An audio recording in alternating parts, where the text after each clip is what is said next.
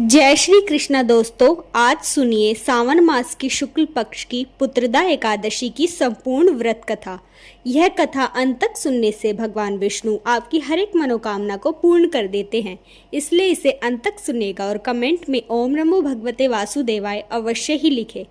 कथा की शुरुआत होती है द्वापर युग से, जहां धर्मराज युधिष्ठिर के पूछने पर स्वयं भगवान श्री कृष्ण ने इस महाव्रत के रहस्यों को उजागर किया था। प्राचीन काल में भद्रावती नाम की एक अत्यंत सुंदर और समृद्ध नगरी थी, जहां सुकेतुमान नाम का एक धर्मात्मा राजा राज्य करता था। उसकी रानी का नाम शाव्या था। रानी शाव्या परम पतिव्रता और दयालु स्वभाव की थी। राजा सुकेतुमान के राज्य में प्रजा बहुत खुशहाल थी। महल में सोने चांदी, हीरो और अन्न के अटूट भंडार भरे रहते थे।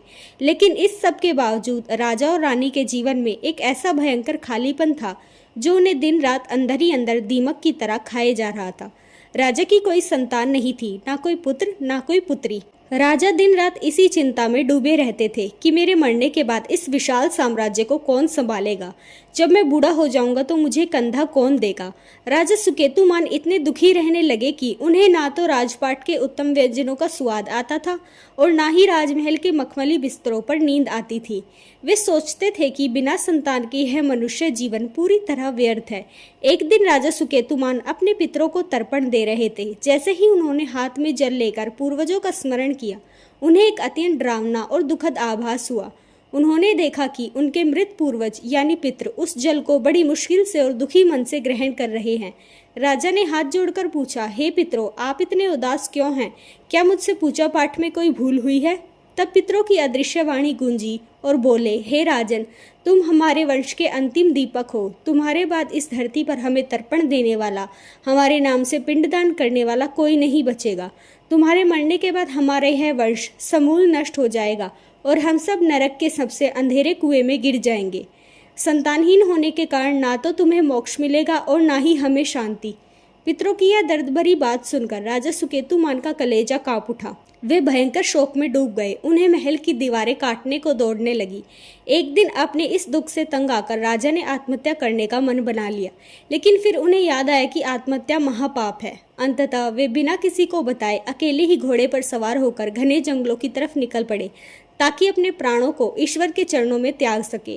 राजा सुकेतुमान घने जंगलों में भटकते रहे। दोपहर का समय हो चुका था। राजा और उनका घोड़ा भूख और प्यास से व्याकुल हो चुके थे। राजा को दूर पक्षियों की चहचहाट और मंत्रों के उच्चारण की गूंज सुनाई दी।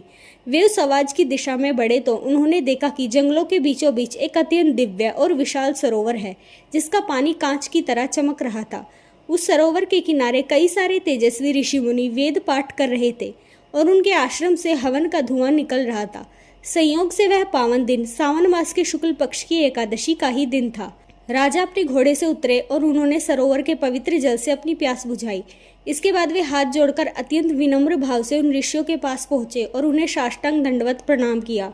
ऋषियों ने जब एक राजा को इस तरह घने जंगल में उदास देखा और अकेले देखा तो उनके मन में दया आ गई। ऋषियों ने पूछा, हे राजन, आप इस अवस्था में घने जंगल में क्यों भटक रहे हैं? आपकी आंखों के आंसू बता रहे हैं कि आप किसी बहुत बड़े संकट में हैं। आज सावन की पुत्रदा एकादशी है। जो भी मनुष्य आज के दिन संतों के दर्शन करता है, उसकी हर एक मनोकामना पूरी होती है।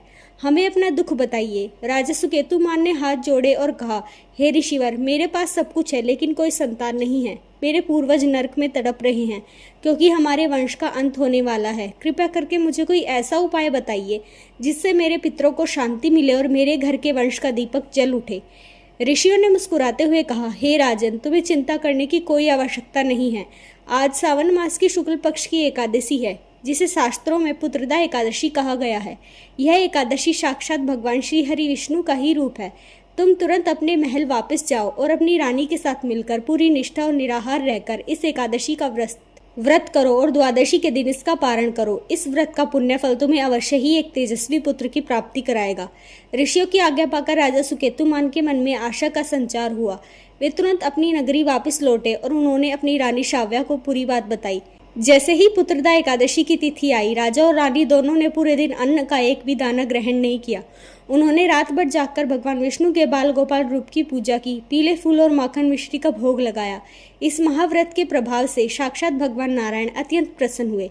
व्रत संपन्न होने के कुछ ही समय बाद रानी शाव्या ने गर्भधारण किया और 9 महीने बाद उनके घर एक अत्यंत सुंदर, तेजस्वी और प्रतापी पुत्र का जन्म हुआ। पूरे राज्य में घी के दिए जलाए गए, खुशियां मनाई गई और राजा के पूर्वज नरक के बंधनों से मुक्त होकर सीधे बैकुंठ लोक को सिधार गए। तो भक्तों, यह थी सावन मास की पुत्रदा एकादशी की संपूर्ण कथा। आपको ये कथा कैसी लगी हमें कमेंट करके ज़रूर बताएं और हमारे चैनल को अवश्य ही सब्सक्राइब कर लें। मिलते हैं अगली एक और वीडियो में, तब तक के लिए धन्यवाद।